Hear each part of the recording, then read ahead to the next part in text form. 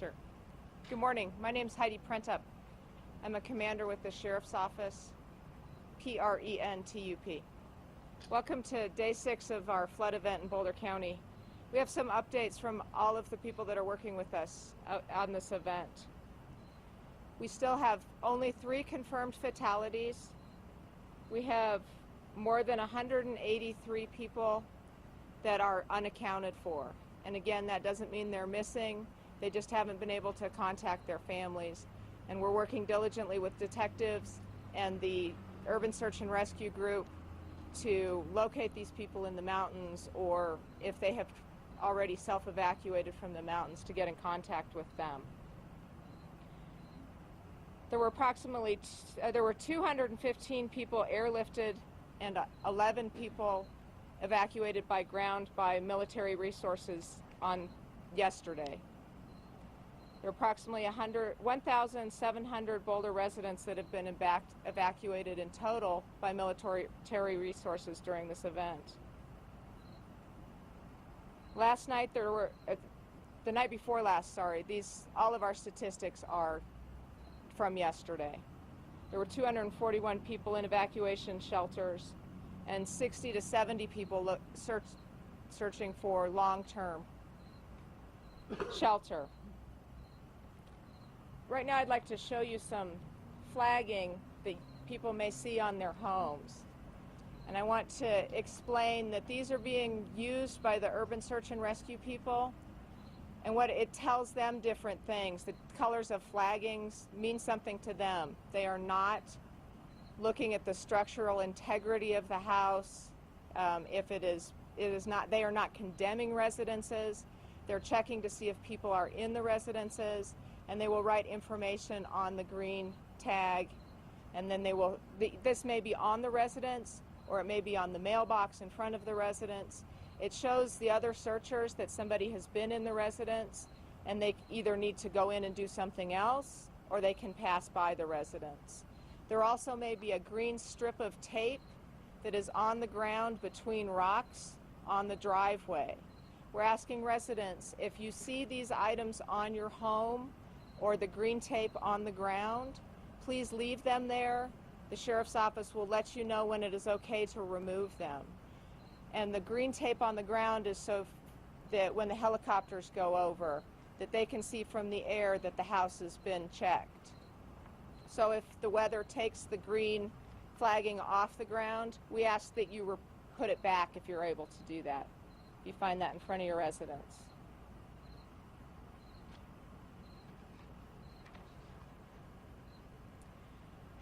Now I'd like to talk about Highway 119 up in Boulder Canyon. That has become a hard closure, and that is because of the structural integrity of the road. It's not safe to travel on. So people cannot go up Highway 119 from Boulder. People that live in Canyon Park and Canyonside Drive will be allowed up because their residences are before the closure, but anyone who lives farther up cannot go up. We're asking cyclists and runners and hikers to stay out of the canyon. It's just not safe. As far as Lyons goes, today we are going to start to allow residents into the unincorporated areas around Lyons. What they need to do is go to the Life Bridge Church at 10345 Ute Highway. At that location, they will receive a re-entry pass. They're distributing the re-entry passes between noon and 8 p.m. today. The people that re-enter the town are still on a no flush and a boil water order. It's really important that people are not flushing because of the sewage system. They will be allowed access from dusk to dawn into town. It will become a hard closure at dusk, and people will not be let back in when it's dark. Tomorrow, the passes will be distributed for the residents of Lyons. So today is for unincorporated Boulder County around Lyons. That includes outside Lyons. If you have to travel through Lyons to go home, you can get your passes today. but Lyons residents will be allowed in tomorrow. So I'm going to turn this over to Dan Dallas, our incident commander, and then we'll have questions when everybody's spoken. Good morning, everybody. My name is Dan Dallas, D-A-L-L-A-S, just like the large city in Texas.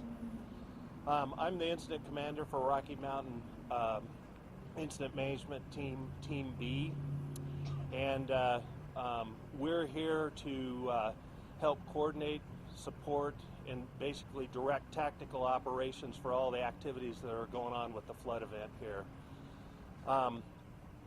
By way of process, we have a tasking order, it's called, from FEMA, and then we're working under a delegation of authority from the city and county of Boulder and the state of Colorado.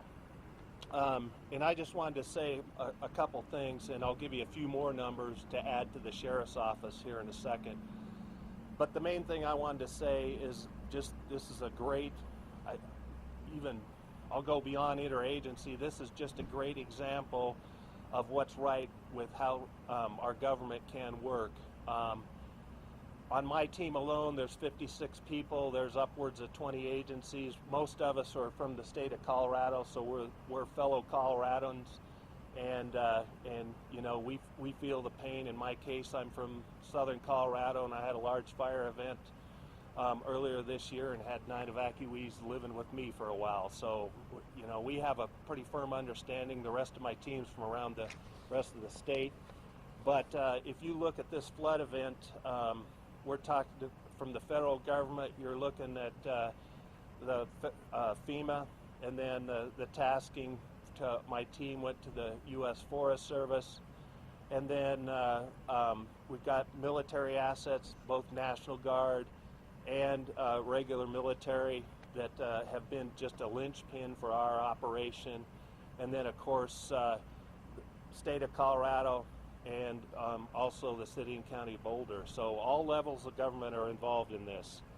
As far as, I'll give today's operation just a second, but to add to a couple numbers that the sheriff's office mentioned here, when it comes to residences and commercial property, we estimate, based on the perimeter we put, which is roughly equivalent now to the 500-year flood event, there's upwards of 12,000 structures threatened.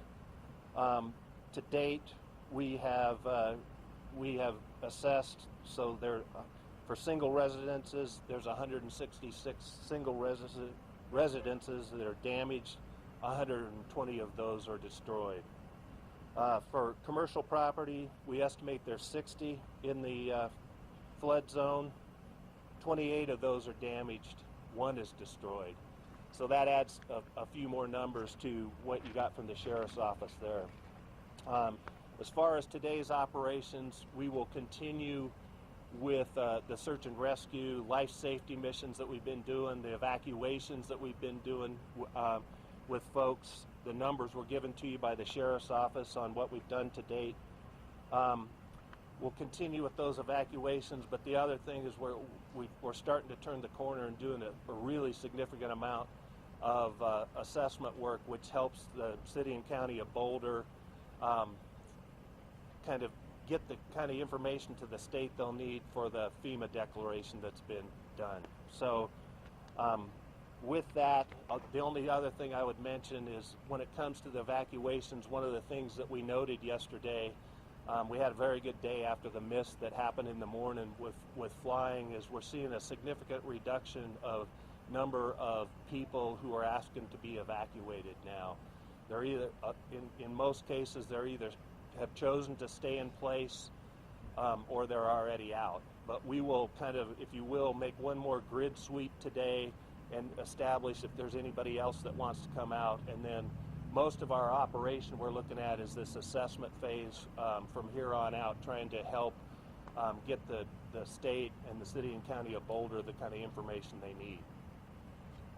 With that quick summary, I'll be available for questions afterwards, but I'll turn it over to Tom Miner, who's the incident commander for the FEMA IST. Good morning, everybody. My name's Tom Miner. and that's MINER. I'm the incident support team leader for the White Incident Support Team for FEMA Urban Search and Rescue. And what we bring here at the request of the state of Colorado is we brought 2 task forces, one from Utah and one from Nebraska, and then my overhead management team, which is a mirror image of Dan's, and I'll talk a little bit about how we're working together in a minute. Those 2 task forces are 80 people strong. They bring an extensive ability to do all types of search and rescue, provide some medical assistance. We have structural engineers, search dogs, and they're as self-sufficient as they can be. My management team, and I'll mirror what Dan has said, this has been a tremendous experience for us. We are completely married, melded together with his team. We're working side by side. There's no duplication of efforts. We have common goals and objectives set out by the state and and Boulder County officials. We're working in support of their people. We're working side by side with Colorado Search and Rescue Assets. Their state task force is also here, working in the same area, and side by side with your outstanding search and rescue volunteers that have been working tirelessly up in these very difficult conditions. Our mission is primarily to conduct searches. The first task was to touch every building in the damaged areas, the inaccessible areas, and in addition to that, to start the process of getting damage assessment done, which often follows on after our efforts to find people and do life-saving efforts. But at the same time, we're providing a tremendous amount of data and information about these large number of damaged structures, your damaged infrastructure, your damaged roadways, your utilities, and we will be providing that, and later we can show you how that data is being provided to the state and the county for their follow-on efforts at recovery. That's not usually our primary mission, but as long as we're there, we might as well start doing it for you. So it's an honor to be here. We're from all over the United States. I'm from Washington State. My team comes from a variety of other areas, and the 2 teams, of course, are from outside your area. But we're here to support you in your life-saving efforts and start into the recovery efforts. And I too will be here afterwards to answer any questions about our activities and what our capabilities are. Thank you. Good morning. I'm Sarah Huntley. I'm a spokesperson for the City of Boulder. It's SARAHHUNTLEY. So in the City of Boulder, we're very fortunate to be out of an active rescue situation. We believe people are safe and accounted for the most part in the city. However, we do understand that there are residents and businesses in the City of Boulder who are suffering significant disaster-related impacts, personal impacts, both to their property and to their lives. And these are our top priority for us. We've been working around the clock 24/7 and will continue to do so, particularly on sewage issues. We know that some people are having sewer backups in their homes. We have crews out. You may not see them right in front of your house, but please rest assured that if they're not in front of your house, they're further up the system, trying to address blockages and problems that could be impacting your home. We have been able to clear quite a bit of debris, in some cases rocks the size of baseballs and bigger, which are definitely causing blockages and backups. We're going to continue to do this. We are currently acting at maximum capacity at our wastewater treatment facility. About 50 million gallons of wastewater, stormwater, and groundwater are channeling through that system right now. We can expect that to continue for another couple of days.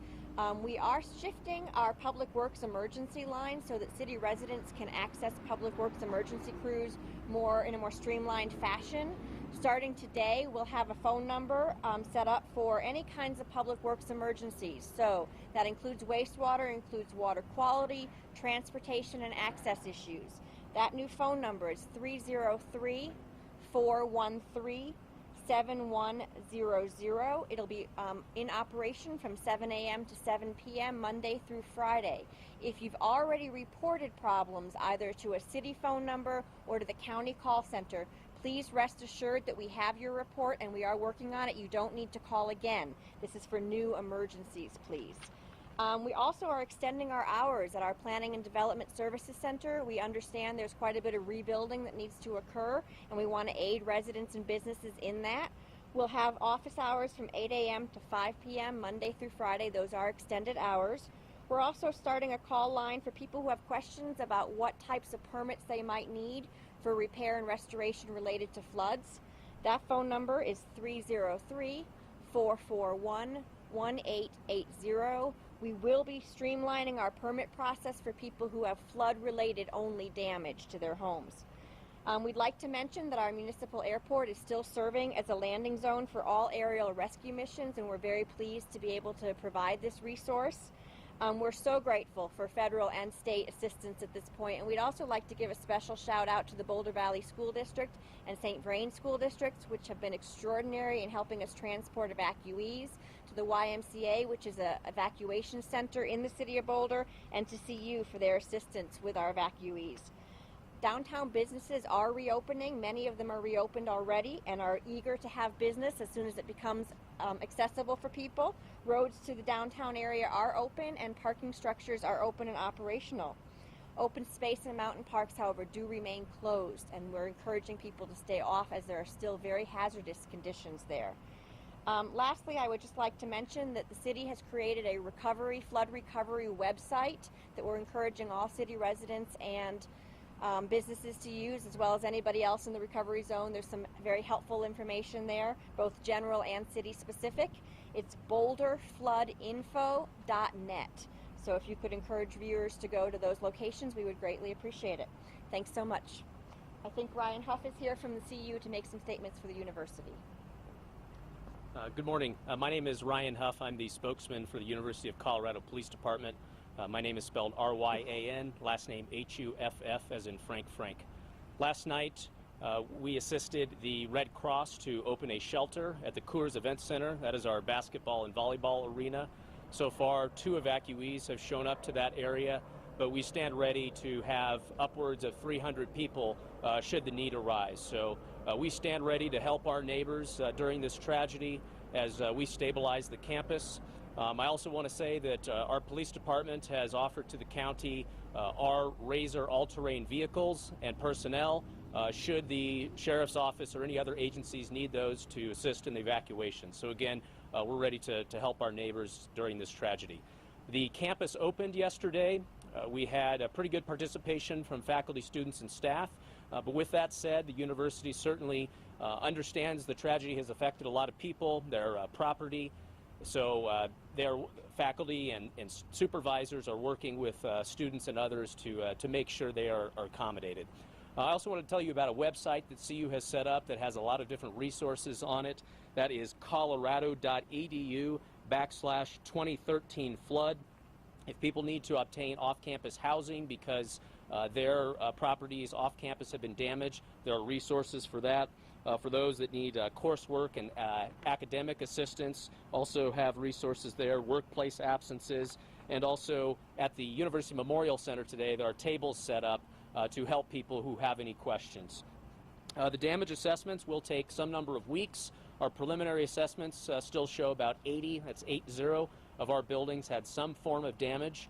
Most of these are minor water damages in basements and crawl spaces. The flood did not affect any of the labs or instructional facilities. So all the classrooms are open today. Again, we're back open today. Some good news about some progress on a sewage leak on East Campus. Yesterday, there was a remote area of the East Campus. This is actually Sunday. This is a spot where there are paths near the Boulder Creek and Skunk Creek. This is not near classrooms. This is not on main campus, but there was a sewage backup in the East Campus area north of the Space Sciences building. That backflow has stopped, and so today our crews will be trying to clean that up and take down the barricades. One last update, the Boulder Creek in the area of CU is running at 1,132 cubic feet per second. Obviously, that is a great drop from some days ago when it was upwards of 5,000. With that said, we still advise people to stay away from the creek because you don't know when it could pick up again. Obviously, there's still a lot of damage along the creek area. We have a footbridge that was completely destroyed at 19th Street, so please continue to stay away from the area. Next, I'll introduce Ricardo Zuniga. He's an External Affairs Officer with FEMA. Good morning. My name is Ricardo Zuniga, Ricardo Zuniga. As Tom had mentioned, FEMA continues to support the recovery, the response effort in conjunction with the incident management team. But as people begin focusing on their recovery, I encourage everyone to call in and apply for FEMA assistance. There are 3 ways people can apply for assistance. First, by calling 1-800-621-3362. So we do encourage people to call. If you're at home and have internet access, you can get on the computer and go to www.disasterassistance.gov, and there's an expanded variety of federal programs available in addition to FEMA, and we want people to access as many programs as available to their, assist in their recovery. The third way is by using your smartphone. If you go to m.fema.gov, you can register on your phone. So we want folks to get into the system. It's important to note that over 6,400 Coloradans have already registered for assistance for a total of $430,000. This number will increase as the floodwaters recede and additional people register, so we encourage people to get into the system. FEMA assistance is designed to meet your basic needs. It will not fully compensate you for your loss. We encourage folks to also contact their insurance company to file a claim, but they shouldn't preclude them from applying for FEMA assistance also. Assistance is determined on a case-by-case basis, so it's important for people to call in and provide all the information requested. FEMA assistance is not guaranteed. However, if you don't register, it's guaranteed you won't get assistance. So we want folks to call in, get online and register, call your insurance company, and get through the recovery process. We're here to help you. Thank you. Any questions? The numbers you guys mentioned about housing and businesses affected, is that countywide or the city or? Yeah, basically our tasking, who we're working for is the county Boulder, so that's Boulder County. That's specific to Boulder County. Incorporated animals? Yes. Can you say what the commercial building was that was destroyed? Oh, the specific building? I don't know at this point in time which one it is.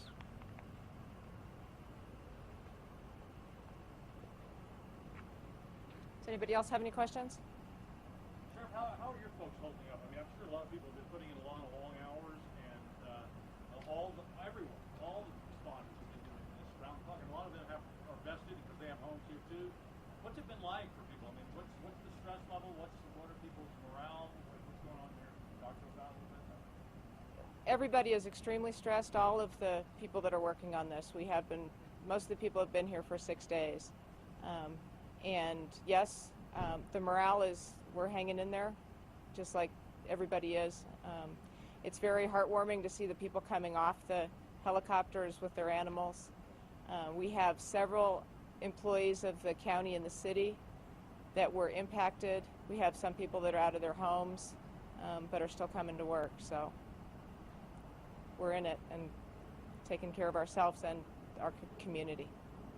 Other than the damage assessment, because I know you had mentioned that in terms of kind of the progress made from yesterday, so today is more kind of looking at all of that. Is there any other specific goal or maybe specific area that these rescue crews are going to? Is there additional survivors out there that they're looking?